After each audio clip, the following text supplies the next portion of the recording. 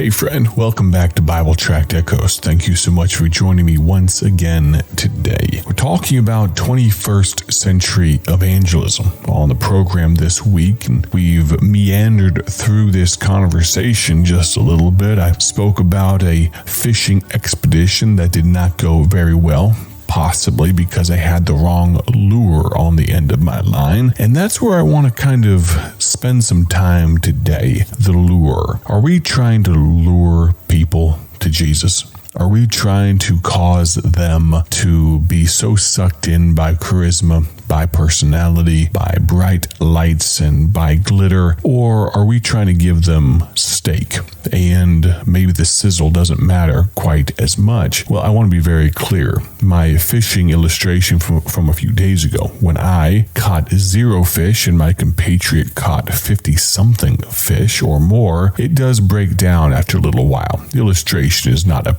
perfect representation of how 21st century evangelism should go, but I do want to point this out. I do want to talk about the fact that you and I have an opportunity to demonstrate, if I can say, instead of lure, to show.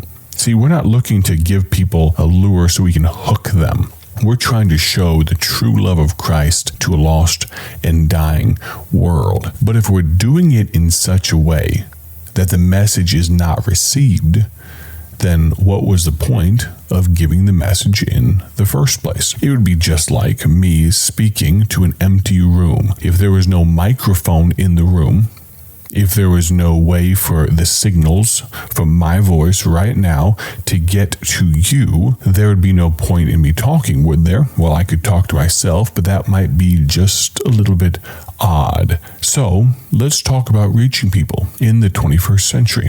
Let's talk about reaching them where they are. We talked yesterday about being personal. We talked about how we have a powerful opportunity to influence multitudes of people. We didn't quite get to this yesterday, but I want to speak about the fact for just a moment that we have a chance to be pointed. We can, much like being personal, we can reach the few instead of being so disturbed by the fact that we aren't seeing the thousands. I think sometimes we get so uptight about the fact that we personally are not filling up baseball stadiums. We don't have events necessarily that the Goodyear blimp is hovering over, that we forget the fact that Jesus Christ was rejected by many.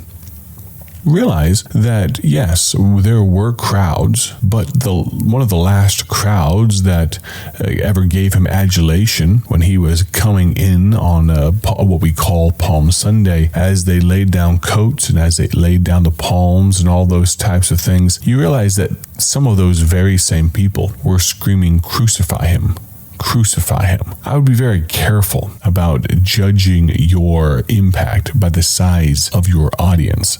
And so I'd like to talk to you and to myself about the opportunity to be pointed. That's why there will be times on this program that I'll deal with very specific things that maybe they're an impact on you. There's something that speaks to you, but maybe not the next person. So you and I, as Christians, we have an opportunity as well to be pointed in our daily interactions. One way that I enjoy and one way that I would encourage you to consider being pointed is with the use of specific gospel tracts. One of my favorite illustrations of this is a gospel tract we have titled Peace in Terminal Illness. I've said this many a time, but that tract, written by our founder in the last year of his life when he was dealing with terminal cancer, the title, Peace in Terminal Illness. That's not a gospel tract I'd recommend you give to each and every person you meet. It's not one maybe that you'd even carry to give to the cashier at Walmart or the teller at the bank. Unless you know something that I don't, I would recommend you don't use that gospel tract for each and every person. But there are opportunities when we can use that gospel tract. We had someone contact us not long ago. Man in a nursing home, actually a hospice home. And he, along with the vast majority of the people, the residents of that hospice home, they were there for a specific reason. Because they had days, weeks, months to live. The man was dealing with lung cancer. Never smoked a cigarette a day in his life, but he was dealing with lung cancer. And the doctors told him he had about 6 months. So he ordered some gospel tracts, and we were able to send him Peace in Terminal Illness. And his desire was to reach as many people there in that hospice home as possible before he took his last breath. Can I tell you, that gospel tract was probably very pointed, very personal, and very powerful to the people that he was living there with. I'd ask you, how do you use gospel tracts? I'd encourage you, maybe carry some general gospel tracts, but maybe carry some to reach law enforcement, to reach veterans, to reach folks that serve you, people in the service industry, maybe someone that you'd leave a tip for. We have gospel tracts for all of those things and many more. We have gospel tracts for coming up on Mother's Day. Of course, we're past Easter, Resurrection Sunday, but we have gospel tracts for Christmas, all of these different types of events. I'd encourage you, and oh, by the way, our tracts are free. You can go to BibleTractsInc.org. That's BibleTractsInc.org to order some today. You can get them for free. If you've never received a sample booklet from us before, you can get one of those as well at BibleTractsInc.org. I'd love to tell you about how you can use so many of these different tracts, and that sample booklet will help you with that. We're talking this week about 21st century evangelism, reaching people where they are. For just a few moments, I'd like to speak about the importance of a few different things when it comes to evangelism. Today, or in yesteryear, or in the years to come, we've got to be careful to have a schedule. We've got to understand if things don't make it on the calendar, they will never happen. Are you saying, okay, so we have to set aside a day or a couple hours or something to go and be evangelistic? That would be a wonderful thing. I think it would be awesome. And speaking to pastors and to members of churches, many churches gave up or gave in or stopped their weekly outreach time, soul winning time when COVID happened, didn't they? Many did, and very few of them have gone back to having that. Now, this is not my point with talking about scheduling, but let's talk about that.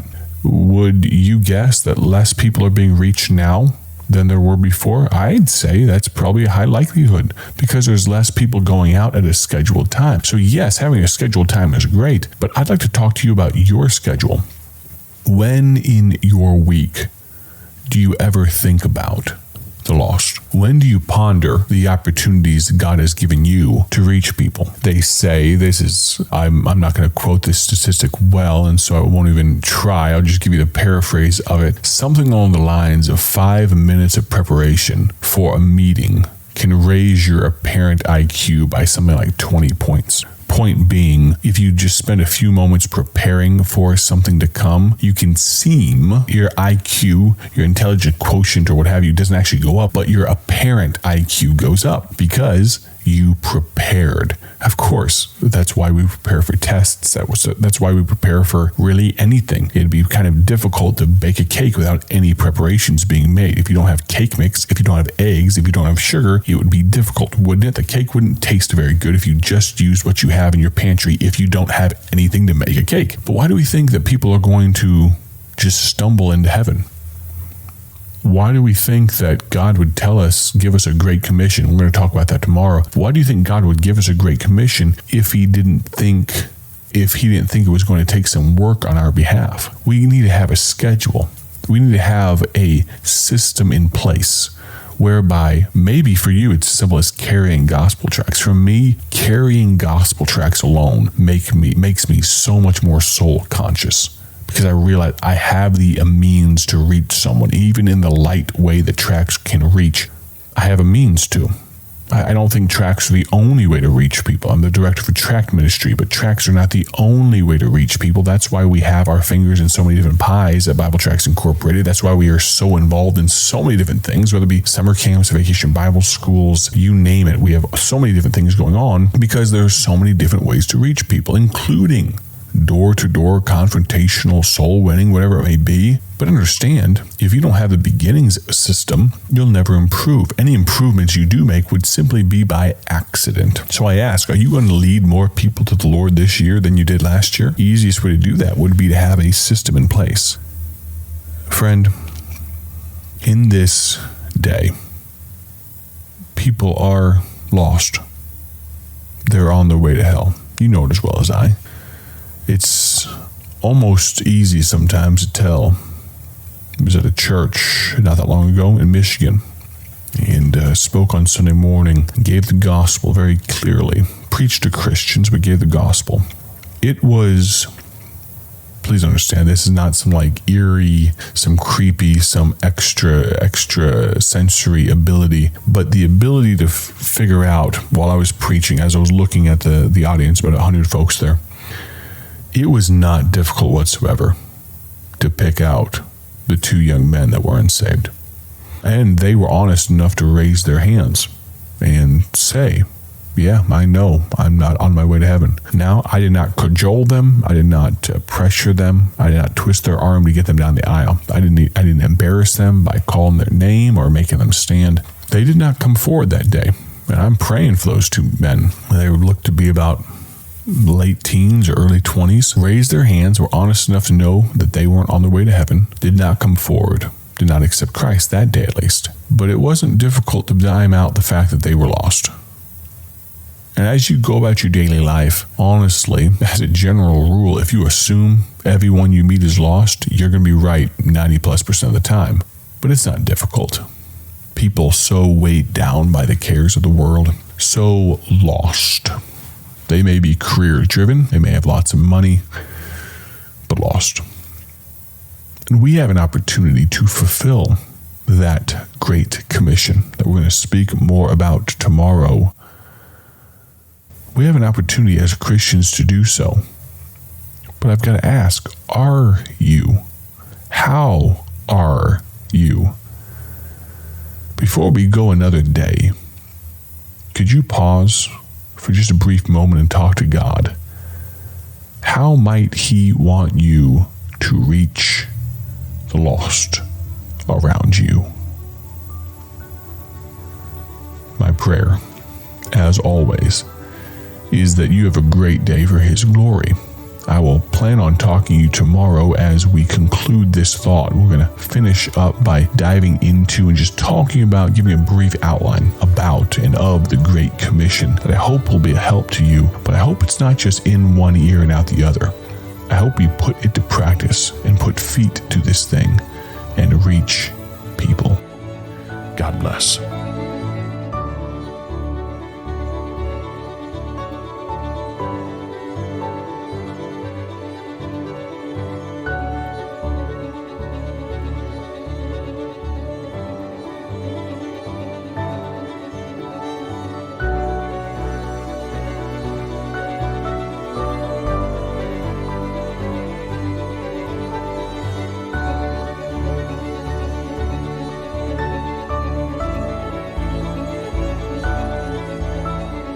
Thank you for tuning in to Bible Tract Echoes, the radio ministry of Bible Tracts Incorporated. Want to see our gospel tracts and other resources?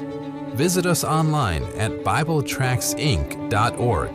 That's BibleTractsInc.org. Or follow us on social media to learn how you can partner with this ministry.